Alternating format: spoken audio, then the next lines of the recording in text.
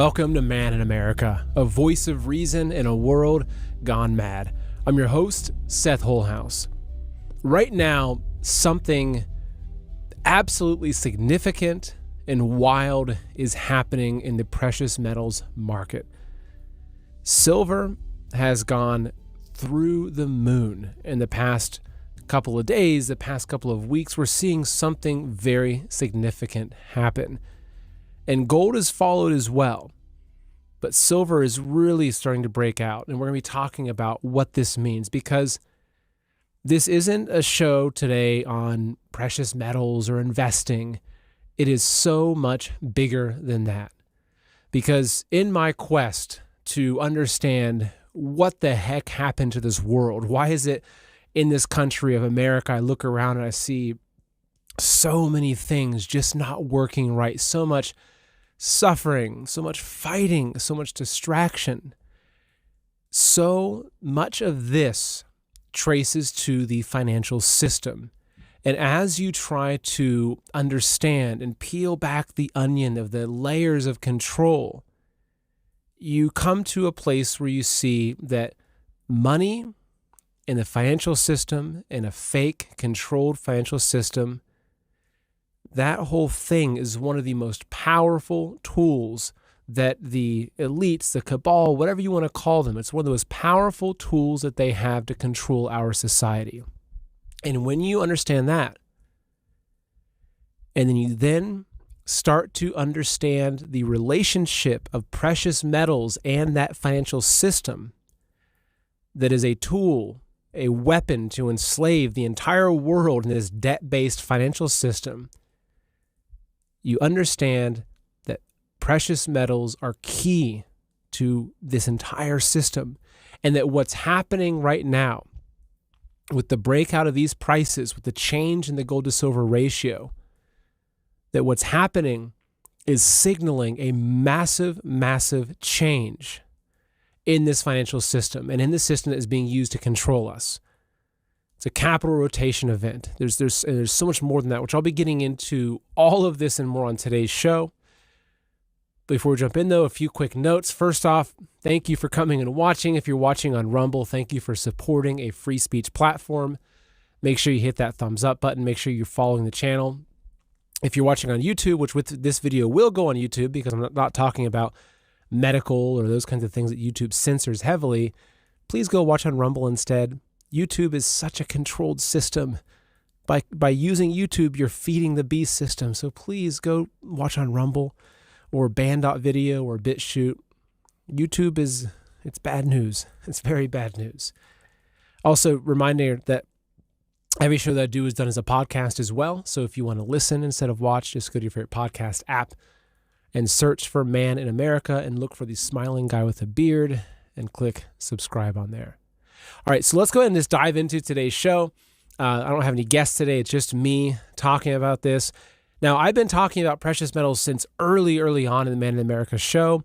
And not only do I like them, like I love the feeling of holding a nice solid 10-ounce bar of silver, but to me, it is a much bigger thing. It's not just about, again, like I mentioned, it's not just about investing or precious metals.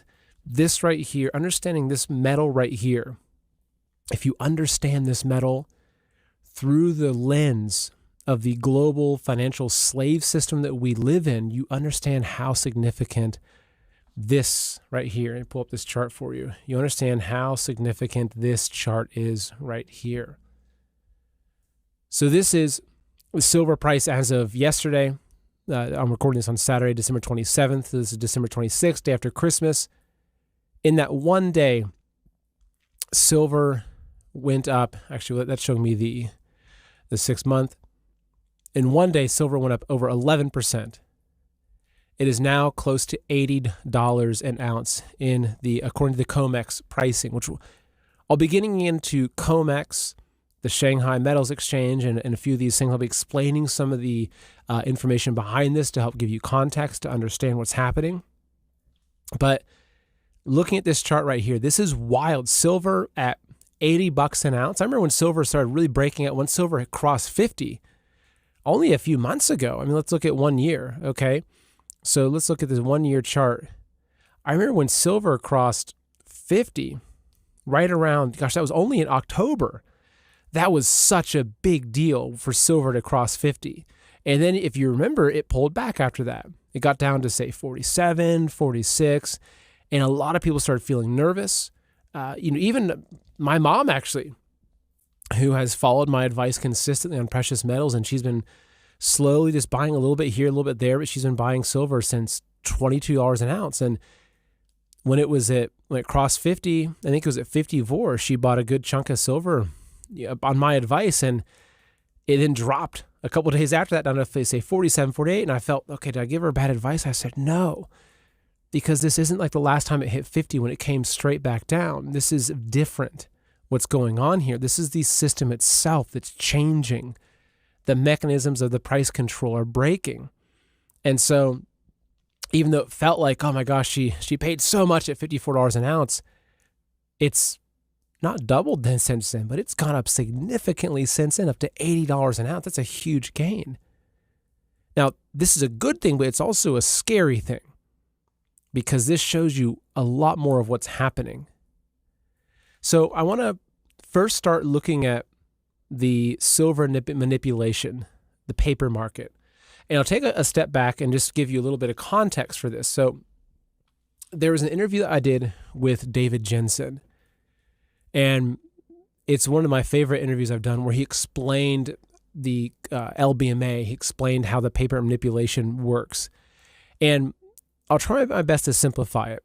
But basically, in 1971, when Nixon pulled the dollar off the gold standard, that meant that they could then start printing as many dollars as they wanted without any kind of commodity to back that, with nothing that was tying that dollar to physical reality. So they could, I guess their only limit was how much ink and paper they have, but if you're the one printing the money, you can buy as much ink and paper as you need. But what happened is, after he pulled the dollar off the gold standard in 71, over the course of the next decade or so, we saw silver and gold go on a massive run, increasing in price. And people thought, oh gosh, wow, why are gold and silver going up so much? But actually what was happening, as David Jensen has explained, is that gold and silver are the canaries in the coal mine for inflation. And so what happened was that because they were printing all those dollars, the prices of gold and silver naturally were rising with all the increase in money supply. And people realized, like, oh, the metal's going up. It's a reflection of overprinting. It's actually the dollar that's just being devalued. It's the dollar going down. But they had to hide that. So in the 80s, they created something called the LBMA, the London Bullion Market Association, which was handed over to the Bank of England, which is the Rothschilds in essence. And that is where they introduced the paper contracts. Okay, so basically meaning that instead of this, say you think you own this this 10 ounce bar of silver, instead they're going to say, you know what? No, here's a contract. Here's a contract saying that you own this bar of silver. But for every single bar of silver, they might sell 100 contracts. So this is their way of artificially increasing the supply of silver without actually having to increase the physical supply of silver. Right? You're getting into derivatives here. You're betting on a bet on a bet on a bet. You're trading on the kind of multiples of something. And so right now, the current paper to silver ratio, actually, I'll bring it up. Let me bring up, I think it's a US debt clock. Let's check it out real quick. So on here, there's a lot of good information here, but if you scroll over to this side here, you can see right here, see that in the middle, paper to silver ratio now, paper to gold ratio now. This is showing roughly how many paper ounces there are for every one physical ounce. So this is how much they've inflated the supply of silver, so that every single physical ounce has 356 paper ounces. And this is how they have created a mechanism to suppress the price of gold and silver. Now, I want to jump into an article here that explains this, or not an article, it's a post here. I've got some really good information, a lot of stuff I've found over on Twitter, which I don't like calling it X. It's called Twitter in my mind. X is, I think it's some sort of transhumanist agenda to get us to call things letters and numbers. Anyway, it's a different thing. Okay. Anyway, this guy's explaining what's happening. He says the backbone of the paper-silver system is breaking in real time. For years, silver prices were controlled not by who owned the metal, but who could borrow it. Here's how it normally works in simple terms. Banks don't need to own silver to sell it. They lease silver from large holders, vaults, institutions. They sell paper contracts against it and promise to return the metal later. As long as metal can be borrowed and rolled over, paper supply looks endless and prices stay calm. So this is the fundamental of their system. It's the whole thing. It's a Ponzi scheme, right? It is an absolute Ponzi scheme that is just lies and smoke and mirrors that they've used. But this Ponzi scheme is actually breaking now. As long as metal can be borrowed and rolled over, paper supply looks endless and prices stay calm. That system depends on one thing: metal owners being willing to lend. Now that's changing. When silver owners refuse to lease, even when offered higher interest, they're saying something very important. I don't trust that I'll easily get this metal back later. So this is key, is that the paper system is built off of, in many ways, the lending, the leasing of silver. So say that, I own this $10 bar of silver and I have it in a bullion bank. I say I'm a bullion bank and I have my 10-ounce bar of silver. These banks will, quote unquote, lease this silver, and they'll sell contracts on this silver, saying, look, we're just going to, we'll pay you back for it though. Okay. We're going to lease that silver. We're going to borrow that silver and lend against it and do all kinds of financial, effery, that's the only word I can think of, to make some money and to scam people and to, do what banks do these days. But this is what happens though, right? He says that when silver owners refuse to lease, even when offered higher interest. So the bank might say, look, Seth, we'll lease this piece of silver for you for 5%. I say, no, I don't really trust you. They say, okay, we'll give you 10%. I don't really trust you, because if I lose it, I'm losing more than 10% of the value of this thing. They might say, okay, we'll give you 20%, 30%. No, I don't trust you. So it says when silver owners refuse to lease, even when offered higher interest, they're saying something very important. I don't trust that I'll easily get this metal back later. At that moment, the illusion of abundance breaks. Paper markets can still trade contracts, but those contracts are no longer backed by a flexible pool of real metal. They become promises without shock absorbers. So what happens next? Price has to do the job that leasing used to do. If metal won't come out for yield, it must be pulled out by higher prices. Not gently, violently. This is why markets suddenly become extremely volatile, unstable at opens, prone to sharp drops and even sharper rebounds. It's not chaos, it's stress transfer. Instead of stress sitting quietly on bank balance sheets, it moves into the price. This is how paper markets lose control, not through defaults, not through announcements, but through refusal. Refusal to lend, refusal to smooth, refusal to pretend that metal is plentiful. Once that happens, pricing power shifts slowly at first, then very fast. The simplest takeaway anyone can understand is this: as long as silver can be borrowed, paper controls the price. Once silver won't be borrowed, price must rise until someone gives it up. That's where we are. That's so key there. As long as the banks can keep borrowing the silver, they can use the paper to control the price. But once the silver can't be borrowed anymore, the price must rise to make me say, I'm not going to lend it to you for a 10% interest. But if silver goes up to $75 an ounce, I'll just sell it. You can have it. That's what's happening. Another way of putting this, there's a post I have here from Cliff High. He's a pretty brilliant guy, especially on metals. He says the agreement call to try to save the Federal Reserve note, right, the dollar bill, the FERN as he refers to it, and all the derivatives based upon it settled at $75 per ounce for silver. It has already failed in less than 9 hours. The bullion banks are no longer in charge of the metals market. It is the industrial users and speculative investors who now rule. That is the key. This sentence right here, he's saying the exact same thing as the other post, but the bullion banks are no longer in charge of the metals market. It is the industrial users, manufacturers, etc., and the speculative investors who now rule. This is really, really important. So what's also happening with this is that you have to understand the suppression of silver as it relates to the gold and silver ratio. So I'm going to pull up a little graphic here for you. So this is the gold to silver ratio throughout history. What this means really is it's the price of gold to silver. So in Egypt in 2000 BC, it was a 1-to-2 ratio, meaning hypothetically, if an ounce of silver was $20, an ounce of gold was 40, right? It's a 1-to-2 ratio. Now, historically, it's been, on average closer to around 1-to-10, 1-to-12, 1-to-15. You can see, right? All throughout history, this has been the ratio. I think that it comes out of the ground at around 1-to-8. So it's actually reflective of that. I think it's for every 1 ounce of gold, it's roughly 8 ounces of silver. Don't hold me to that, but it's somewhere in that range. So you can see under Caesar, right? 40 BC, it was a 1-to-8 ratio. Egypt, 1-to-9, 2700 BC. So what's happening though, is you have all this going up.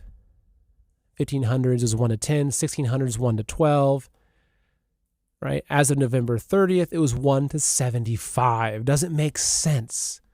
It doesn't make sense. That's why a little clown graphic. There's something going on here. If you look at the chart of this, right? So this is the chart showing you the gold to silver ratio. So let me go to 1 year on this. So right around April 22nd, April this year, it was at roughly a 1-to-100.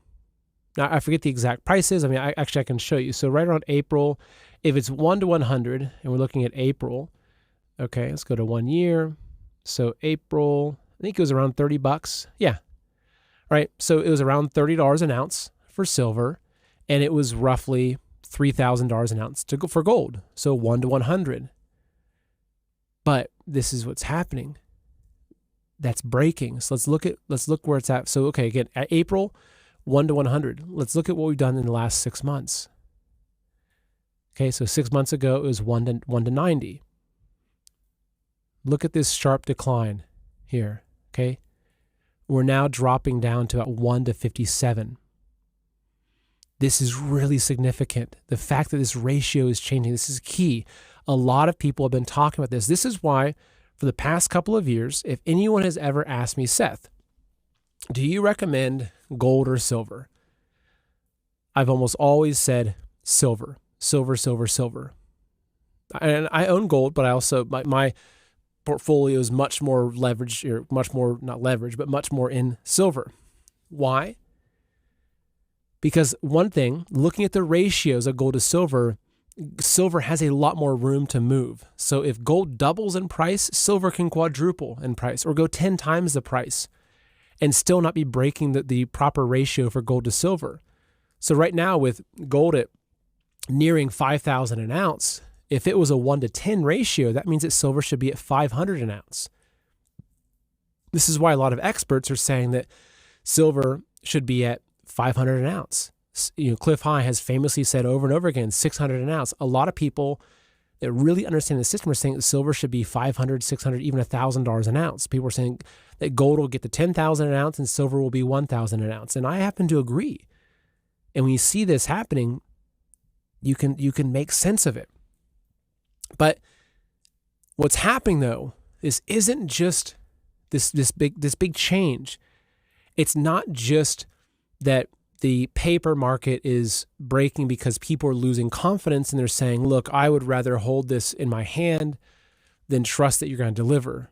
Because if you remember early this year, again, early 2025, there was a time period when the bullion banks in London were taking weeks to deliver, and there was a lot of speculation of were they running out of metal, because it used to be if you had your paper certificate and you went to the bullion bank and you said, hey, I want my metal, it might take you a couple of days, but all of a sudden it's taking 4 weeks or 6 weeks or 8 weeks.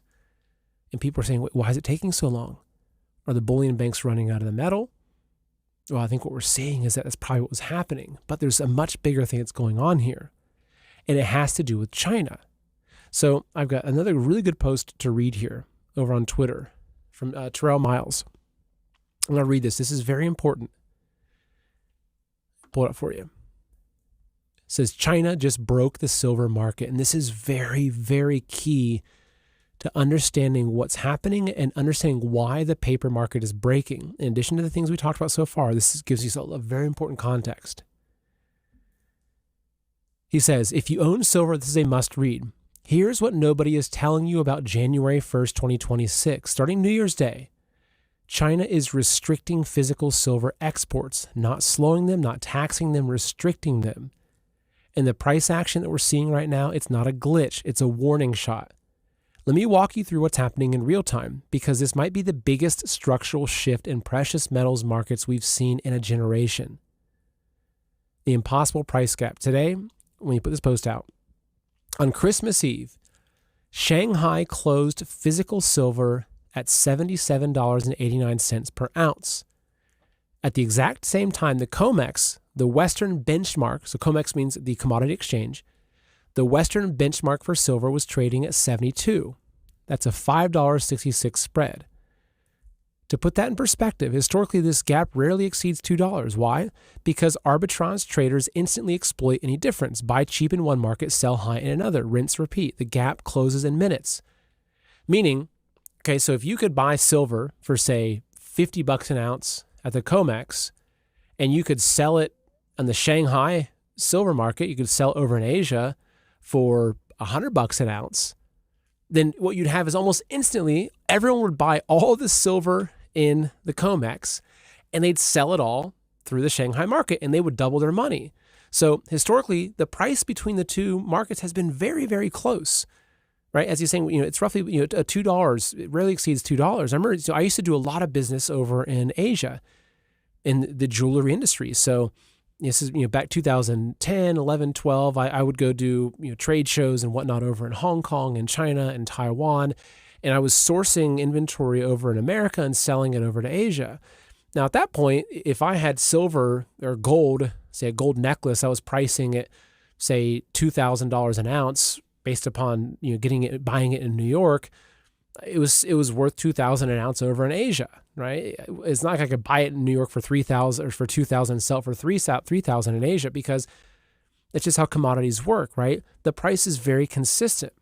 But listen to this. So to put that in perspective, historically, this gap rarely exceeds $2. Why? Because arbitrage traders instantly exploit any difference. Buy cheap in one market, sell high in another. Rinse, repeat. The gap closes in minutes.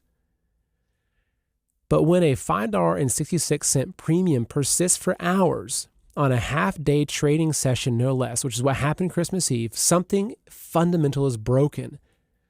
The arbitrage machine is dead. And it's dead because the physical metal cannot move the way it used to. What Shanghai's price actually means. Let me clarify something crucial. China isn't overpaying for silver. Shanghai's $78 an ounce price reflects what silver costs when you need actual metal delivered to your vault, not a contract, not a promise, not a cash settlement. The Shanghai Futures Exchange operates on physical delivery. When Chinese manufacturers need silver for solar panels, EVs, or electronics, they pay Shanghai prices. That's real demand meeting real supply. The COMEX, that's entirely a different animal. So COMEX futures are heavily leveraged in paper contracts. They're mostly cash settled. They rarely result in the actual delivery. It means people are they're trading with cash and paper off the silver. So they're not buying the actual silver to hold the silver. They're buying a contract on the silver and then trading those contracts and settling that in cash. So the silver's not really moving around much. It's this monopoly money market. So the vault exodus is accelerating. So while markets were winding down for the holidays, the metal was moving out. COMEX registered available for delivery. Silver inventories just posted sharp declines. So these are a few of the bigger bullion banks. So the Asahi was minus 1.42 million ounces. JP Morgan minus 600,000. CNT Depository minus 250,000. ounces. So the total registered standing is 127 million ounces. So for context, global silver demand runs approximately 1.2 billion ounces annually. COMEX registered represents roughly 10% of annual consumption. It's draining. It isn't volatility. It isn't seasonal adjustment. This is what a modern bank run looks like. Except instead of people lining up outside branches, you've got forklifts loading pallets onto trucks headed east. And here is why January 1st changes everything. So China's export restrictions don't happen in a vacuum. China is simultaneously the world's largest silver consumer for industrial demand and a major silver producer and refiner. It's also sitting on a depleting domestic vault inventory. By restricting exports starting January 1st, China is essentially declaring whatever silver we produce or refine stays here. The immediate effect? Western markets lose a critical supply valve. For years, when the COMEX or the LBMA, which is out of London, so COMEX, I think it's out of Chicago if I remember correctly, so America, or the LBMA in London, when they needed physical delivery, the metal could be sourced globally, including from China. That safety net is about to disappear. And the market is pricing this in right now. So the premium tells the real story. Today, the physical premium in Shanghai exploded to over $8 an ounce above the COMEX. $8. This isn't noise. This is structural. An $8 difference where historically it rarely exceeds $2. Premiums spike when physical buyers are willing to pay whatever it takes to secure deliverable metal. It signals supply tightness, the vaults are running low, delivery urgency, and industrial users can't wait. Import barriers, getting metal into China is harder and slower, and geopolitical hedging, smart money wants tangible assets. When physical markets consistently trade above paper markets, history shows one outcome. Paper prices eventually chase physical reality higher. So make sure you understand that with me. So when physical markets consistently trade above the paper markets, history shows one outcome. The paper has to chase the physical price.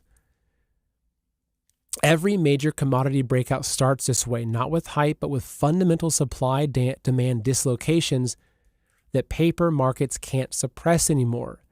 So East versus West, the two different markets. Here's the bottom line. The West prices silver on leverage. The East prices silver on scarcity. COMEX reflects speculation, hedging, and paper supply.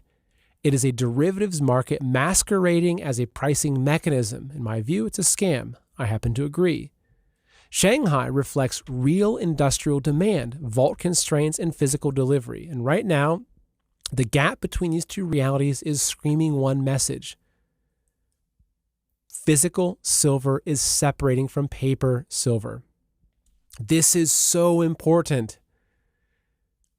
Physical silver is separating from paper silver. What this means is that paper silver is how they have suppressed the price of physical. They have suppressed the price of physical to hide the fact that they are printing the dollar hand over foot. They're just pressing on that button, just burning out that money nonstop. But the paper they've used to disguise that inflation, to hide the fact of the overprinting, is breaking. So you're seeing that reflected in the price of silver and the price of gold. And it's actually the price of a lot of the commodities and metals, which I'll be showing you. This is showing you the fiat system is collapsing.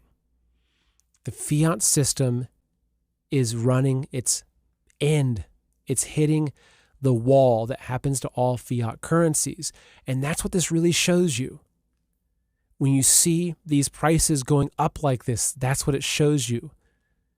So what this means for you, if you're holding physical silver, understand what's happening. The metal you own is being repriced in real time. Global supply chains are fragmenting. The infinite paper supply narrative is colliding with finite physical inventory. If you're holding paper contracts, ETFs, or unallocated positions, you might want to ask yourself what you actually own when settlement time comes. Because when Shanghai is paying 78 and the COMEX is printing 72, one of these prices is outright lying. And it's not the one backed by forklifts moving 1,000-ounce bars out of the vaults, which is what we're seeing over and over again out of China. The breakout is starting. This isn't the end of silver's move. This is how breakouts begin. Not with headlines, not with retail FOMO, fear of missing out. with structural breaks in the plumbing of global markets, with premiums that shouldn't exist, with vault inventories that can't be replaced. China's export restrictions go live in 8 days. The market is already reacting. The question isn't whether silver is going higher. The question is whether you're positioned for what happens when paper markets finally admit what physical markets already know. There isn't enough metal to go around. Know what you hold. So I'm going to bring up another post here. Okay? What does it mean when all these metals are going up like this? It's showing us that the dollar is dying. It's one of many things. But again, if you trace this back, there's a reason why I started talking about what happened in 71 and leading to the creation of the LBMA. I think it was in 1986. They created that mechanism to suppress the true inflation of the dollar so people couldn't see how much overprinting was happening. But now that mechanism is dying, and the world is now seeing the dollar for what it is, because now it has a benchmark. That canary in the coal mine is long been dead. You look at it, it's like smoking. It fell out of its cage and it's sitting there, it's smoking, it caught fire. And you're like, yeah, that's not good. That's not good if the canary that's going to warn us if we're going to die is dead and like in a burning pile of ash in the bottom of its cage. That's what's going on here. So this person on Twitter says, this is not good at all. Look at the screen. Now here's the screen he's talking about, right? These prices. Gold, up. Crude oil, up. Silver, up. Copper, up. Platinum, palladium. Okay? So let me continue. Look at the screen. Gold up, silver up, copper up, platinum and palladium up, even oil. This almost never happens at the same time. Historically, when every major commodity rallies together, it means stress is intensifying. Here's why this matters. In healthy expansions, commodities move selectively. Industrial metals rise with demand and energy follows growth. Precious metals usually move very slowly. But when everything moves together, it's a sign of the capital rotating out of financial assets and into hard assets. We saw the same setup before the 2000 dot-com bubble, the 2007 global financial crisis, and the 2019 repo market crisis. There's no example when this didn't lead to recession. This term here, the capital is rotating. My limited understanding of this is it's a capital rotation event, meaning that money is leaving the stock market, leaving the kind of financial institutions, and the people are moving their money out of these digital numbers and paper games. Like that's the entire financial system. It's numbers and papers and zeros on a screen.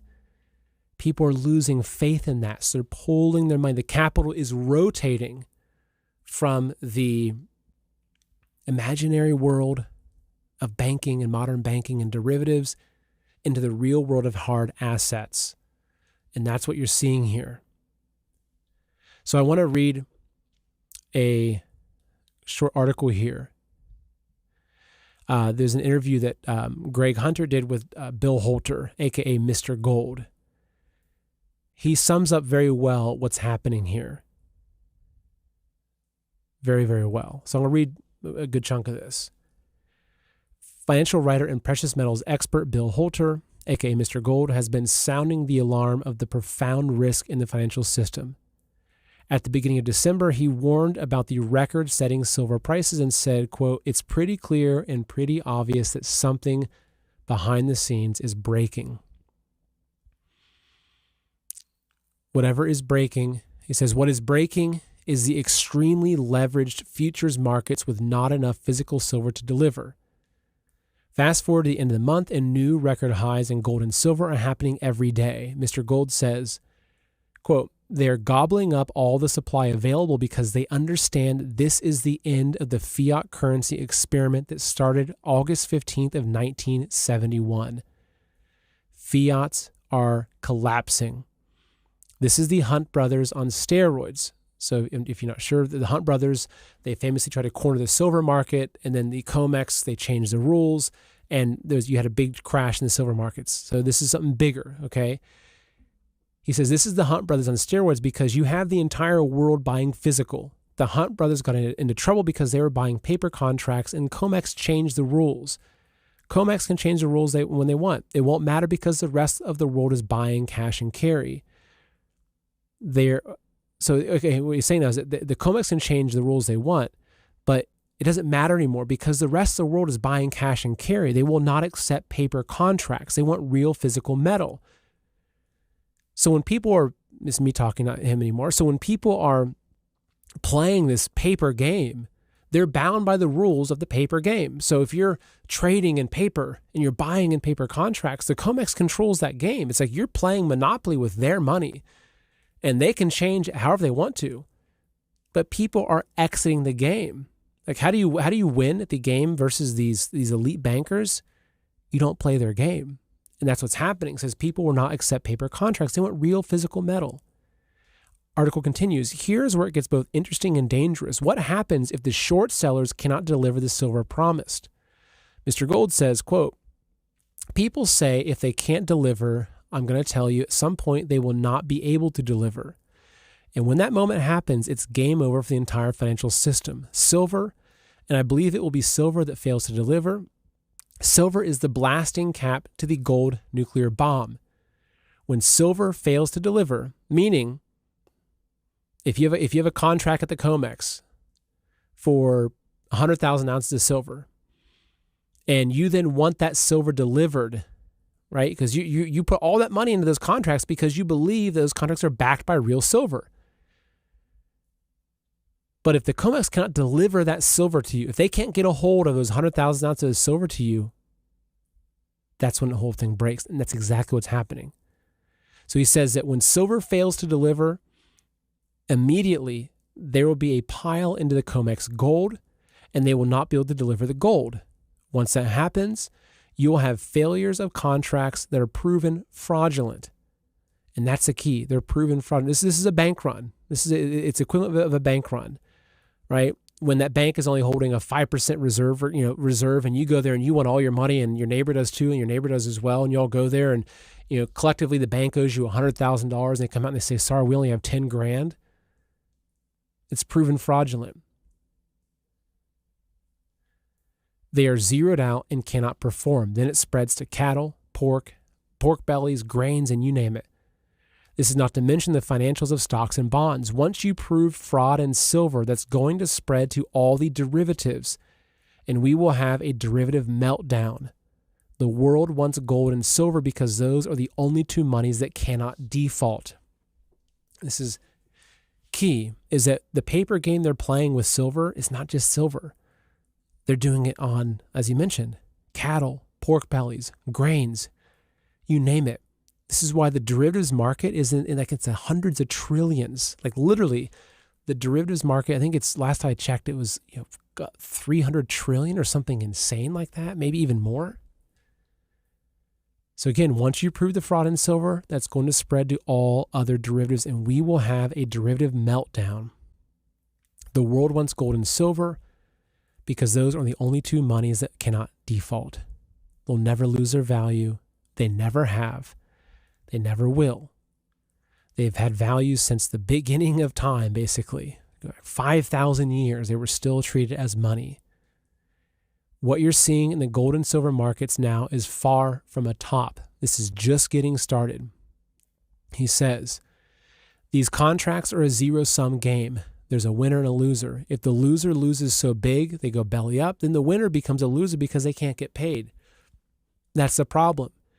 When this actually hits and there's a failure to deliver, gold and silver will be wiped off the shelves and there will be none to be bought. This will be a run for safety, and fear is the greatest emotion there is. Fear is a far greater emotion than greed. This is going to turn into a reverse bank run into gold and silver because they cannot default in a world that's defaulting. What you're witnessing is the end of trust. When you have the end of trust, the confidence breaks and credit is forthcoming only when there is trust. Once confidence breaks, the credit markets will begin to seize up. When credit stops, it's game over. You will see markets, institutions, and stores shutter. Holder says that he says you should be self-sufficient for a while when the system shuts down. Storing up food and water is a good place to start. I couldn't agree more. In closing, Holder says, this is the finale of the great financial reset. Make no mistake, what you're watching is the world resetting before your very eyes. And this is exactly why paying attention to what's happening with precious metals is so important. Because that system is collapsing. And the mechanism they've used to disguise the corruption of the system, that mechanism is breaking, and everybody around the world is seeing the wizard for what it is. Oz is not some great and powerful thing. It's this old, frail man behind a curtain using magic and manipulation and sleight of hand to maintain control. And that curtain is being pulled back. And people are seeing it for what it is. And so, again, this is why for me personally, I don't have a bunch of money sitting in the stock market and bonds, any of that. I look at, this is the real store of value. If I have a little extra money, I'm buying 100 ounces of silver or 30 ounces of silver or 5 ounces of silver, right? If that time comes, I don't want to have money sitting in the financial system because that system is failing and the wheels are coming off. And so there's the question of like, what do the prices go to? And this is a question that I've pondered a lot. I've asked a lot of smart people like Martin Armstrong or David Jensen, Cliff High. I think I've even asked him that. And the most consistent answer I've gotten is the price goes to unobtainium. The price goes to something you can't even obtain anymore because it becomes so valuable. But it's not just because it becomes so valuable, it's because everything else loses value. And that's what happens when the dollar, when the markets, when these financial systems, all these numbers and zeros on digital screens, when those are revealed for what they are as a Ponzi scheme, a monopoly money fiat Ponzi scheme that's been used to enslave mankind with debt and credit and interest rates, when that whole system starts breaking apart, people will be fleeing into hard assets, which is why it's not just silver and gold, it's land, it's food, it's the things that actually have real value. And this is what's happening. This is the silver lining, pardon the pun, is that the world is going back to truth. And I really believe this. I really believe that these elite bankers, they wanted to use this reset to usher us into digital currency, but I don't think that's going to work. Their system's not ready yet, and people are seeing through it. People don't trust it anymore. They don't trust those systems anymore. Yes, some people do, and they'll go along with it, and they'll walk right into the doors of the slaughterhouse. But for a lot of the people, especially those of you that are watching this show, you see that there's just some tired old man, decrepit old man behind the curtain, pretending to be Oz, the great and powerful wizard. And it's a bunch of scummy old men. That's what's going on here. And so this is why a lot of people are returning back to what's real, which is amazing, right? We're exiting the education system. We're returning to homeschooling. We're exiting the fake pharmaceutical system, the pharmaceutical industrial complex, and we're actually returning into natural healing and holistic healing. Like, people are leaving these fake institutions that they've built to control us, and they're seeking and they're returning to what is real. And I think that returning back to a society governed by gold and silver, I'm not a crypto guy. I think crypto is a psyop that's being used to pull us into getting us ready for a digital currency system. I think that Bitcoin has very nefarious origins. So that's not my thing. Sorry if I offend you, but I don't want to have my money stored in some digital wallet. What happens if the grid goes down? What happens if I can't access it because of social credit scores? I can't even access my Bitcoin wallet. I don't trust that. Like, if I have to, I will take this 10-ounce bar of silver and I will go bury it in the woods behind my house under some tree that only I know where it's at. That's what gives me security, right? Not some complex blockchain key. Like, I don't trust that stuff. Call me old school. I just don't trust it. I trust things I can hold, that I can smell. It doesn't have a smell to it, but that's what I trust. But anyway, on the idea of like where our price is going, I have one post I think is quite rational in his predictions. This guy, Dr. Potassium, is actually a brilliant guy if you look at a lot of his analyses and stuff. Again, this is one person's opinion, so take it for what it is. He's saying these are his end-of-year forecasts for metals. So he thinks that gold will be at close to 7,000 an ounce by the end of year. He thinks silver will be at 159 an ounce with a gold to silver ratio of roughly 43. 43 to 15, he says there. Platinum, he thinks, is between 5,000 and 7,000 an ounce, and palladium between 4,000 and 6,000 an ounce. He says by the end of 2026, gold will have risen to at least another 53% to $6,889 an ounce. This rise will be driven by central banks around the world continuing to trade USD for gold as the international reserve asset of choice.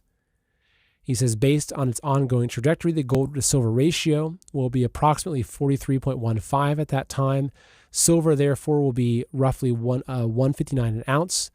This may be too conservative for silver, but I will stick to it based on the math for the sake of the argument until proven otherwise.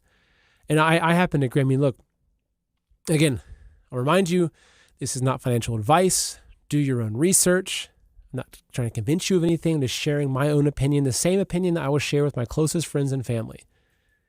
He's saying silver could be at 159 an ounce by the end of next year. I mean, honestly, it could be at 200 an ounce. It could be at 300 an ounce. It could be at 500 an ounce in a couple of years. And that's, I mean, if someone in, say, mid-year, let's go back to our silver price. If someone in, let's just say 6 months ago, say in June when silver was at $36 an ounce, if you told me silver was going to be at $80 an ounce by the end of the year, it would have seemed really extreme. Like, oh man, that's too much.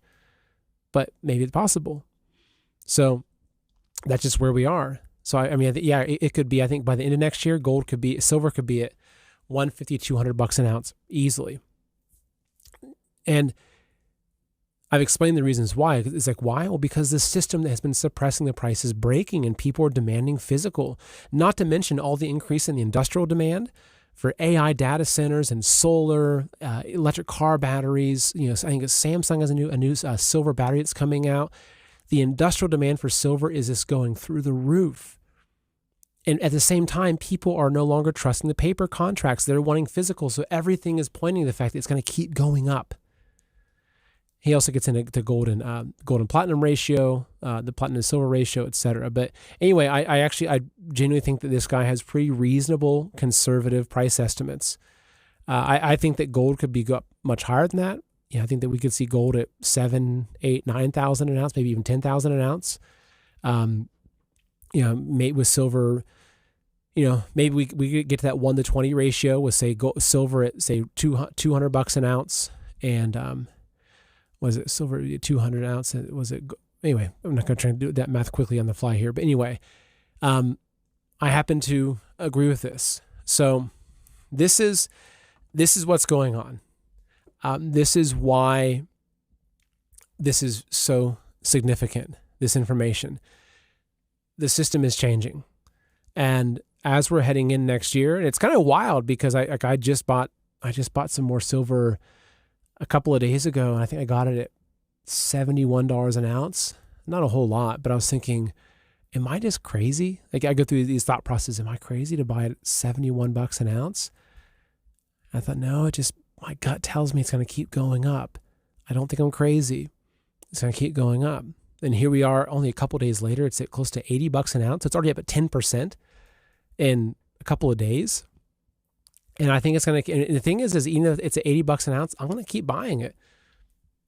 Not in huge amounts, as I can. I'll keep buying it. So, and also, I hear some people saying in the comments, and I want to acknowledge this, that look, for a lot of people, even buying 3 ounces of silver in a month is difficult. And I don't want to imply to anybody that if you can't afford to buy precious metals that you're screwed. No, that's absolutely not it. I think that there's a lot of things that you can do, and maybe you have a couple of ounces and that's it. I can tell you that even if you own, say, even 5 ounces of silver, that could be a lifeboat to you, honestly. So don't feel downtrodden. Don't feel like that because you can't build a huge portfolio in precious metals that you're kind of screwed. Absolutely not. Not to mention, I just believe that at the end of the day, what allows us to get through to the future, what allows us to get through difficult times, is not how many assets that we have. If that was what was driving it, then the elites would always be the ones that survive. I think that our greatest asset is virtue and faith. I honestly believe that. I really believe that. I think that is the most important asset you could possibly own, is a heart of gold. and a heart that is just full of faith and a life of seeking virtue. Because I believe that that's the time that we're in now, where we are going to experience some difficulties ahead. I think that the bad people, regardless of how wealthy they are, will be met with retribution for their actions, and the good people likewise. So I don't want to, discourage those of you out there that are struggling to get by and find this to be something depressing. Because look, I've been there at different stages in my life, and again, even if your goal is to have 5 or 10 ounces of silver put away over the next couple of months or so, it's a great goal. And the reality is that most Americans don't even own silver. So if you own even 10 ounces, you're already in a small population of the Americans. And the thing is when this whole system flips, even an ounce of silver might, man, who knows what it's going to be. It's hard to say. It's hard to say what happens.